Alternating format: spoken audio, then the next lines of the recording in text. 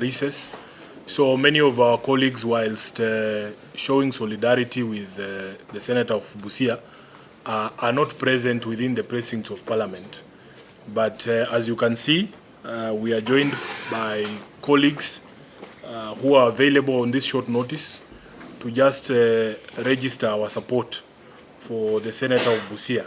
There have been a number of incidents affecting or involving the Senator for Busia in the recent past that has led to serious concern on our part as his colleagues.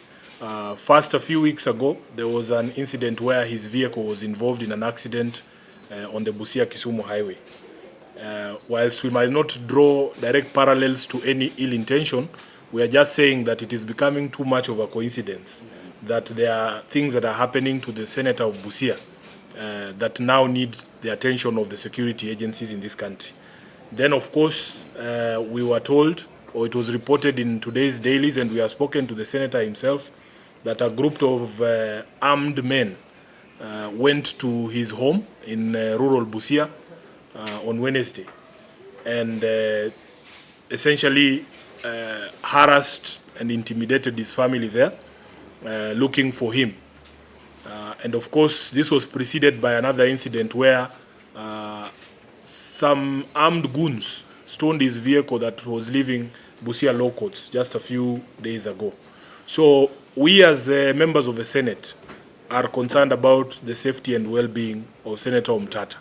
And as his colleagues, we just want to request that the necessary agencies, the ones that are investigative in nature, should conduct a thorough investigation into all these happenings to assure the nation, to assure the Senate, to assure members of the public and those people who voted for Senator Omtatah that his life is not in danger in any way and that it is not related to any of the work he does, either as an activist or a senior member of the Senate, so that we can be assured that he is going to be okay. So we want to condemn in the strongest terms anyone who might want to attack any person for doing the job they were elected to do, including these senators here. Some of us are facing various challenges in our own counties. We are under attack from our own governors. They are sending goons to follow us around during our oversight tours. Yes. They are maligning our names in social media for just doing our jobs.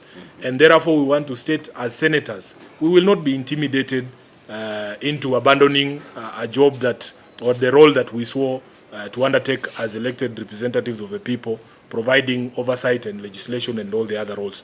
So I'm going to allow my colleagues to say something. And then, of course, I have seen Honorable Odanga, who is a member of parliament from Busia as well.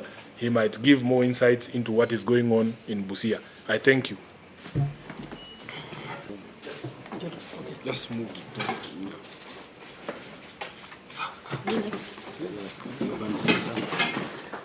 Thank you very much. To add on what he has said, I wish to call upon our Kenyan youth to refuse to be used by those in the executive who do not want to be subjected to the oversight. What happened to Omtatah, particularly after he went to court for a mention in a case where he has requested that the Busia County provide some information for him to be able to do his oversight work, is totally unacceptable. It is wrong to give him a job which includes oversighting the governor on behalf of the people of Busia, and then when he does that, he is attacked. I wish to say that we must respect the democracy that we have, which allows the different arms of government to do their job, which allows the citizens to even query what is happening by the executive.